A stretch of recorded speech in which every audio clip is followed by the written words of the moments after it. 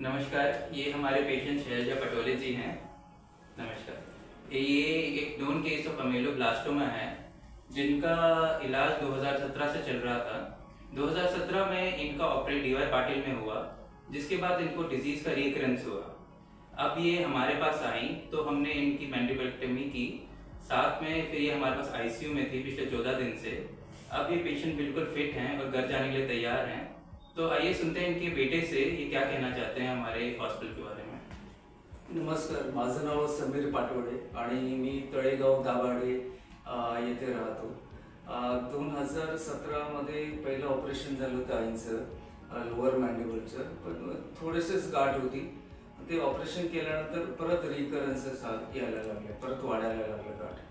आणि मग कोविड असल्या कारणाने आम्हाला कुठे जाता नव्हतं आलं, ऑपरेशन करता नव्हतं आलं, दाखवता नव्हतं आलं। ते वाढत गेलं, तो वाढत एवढं वाढलं की पूर्ण जबडा भरून गेला होता ट्यूमरने। मग आम्ही इकडे TH ऑन्कोलाईफमध्ये आलो आणि इकडे सुदैवाने आम्हाला डॉक्टर जयपाल रेड्डी सर भेटले। त्यांनी आम्हाला कॉन्फिडन्समध्ये आणलं आणि डॉक्टर विश्वास सर पण होते।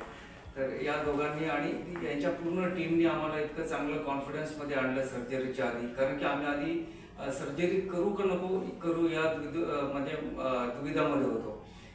पण याने पूर्ण टीमने आणि हॉस्पिटलच्या स्टाफने आम्हाला कॉन्फिडन्समध्ये आणून सांगितलं की नाही सर्जरी आपण करणार आहे, कशा प्रकारे सर्जरी करणार आहे त्याचा पूर्ण प्लॅन आम्हाला सांगितला, एस्टिमेशन किती येणार आहे ते आम्हाला सांगितलं। मग आम्हाला असं वाटलं की येस, इकडे ऑपरेशन या लोकांना माहिती आहे की हा आजार नक्की काय आहे आणि याच्यावरती काय ट्रीटमेंट करायची हे नक्की ह्यांना माहिती आहे।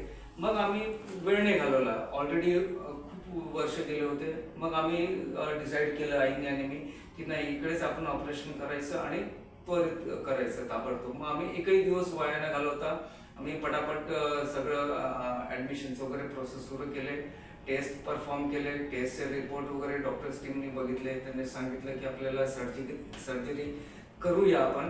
आम्ही लगेच ताबडतोब सर्जरी पुढे घेतली। डॉक्टर सरांनी लगेच डेट्स वगैरे दिल्या, सर्जरी केली आणि आम्हाला प्रत्येक स्टेपला आम्हाला सांगत होते की आता परत हे झालेलं आहे, आता उद्या हे करणार आहे, परवा ते करणार आहे। त्यामुळे आम्ही एकदम निश्चिंत होतो। इकडे हॉस्पिटलचं राहण्याची सोय पण आहे, तर त्यामुळे आम्ही इकडे नेहमी रिअल टाईममध्ये आम्ही येऊन जाऊन आम्ही लक्ष ठेवत होतो। ते कॅन्टीनची पण सोय असल्यामुळे आपल्याला बाहेर पण जावं लागत नाही। म्हणजे सगळं आपल्याला हॉस्पिटलमध्येच आता गेले 14 दिवस आम्ही इकडेच थांबून आहे आईंबरोबर। तर thanks to the doctors and the team and the hospital, ज्यांच्यामुळे आम्हाला we can see our mom की त्यांचा आजार बरा झालेला आहे आणि त्यांचा आवाज आज मी जेव्हा ऐकलो तेव्हा तो आनंद गगनात मावेनासा झाला। तर again thanks, big thanks to doctor Vishwas and all the team. Thank you.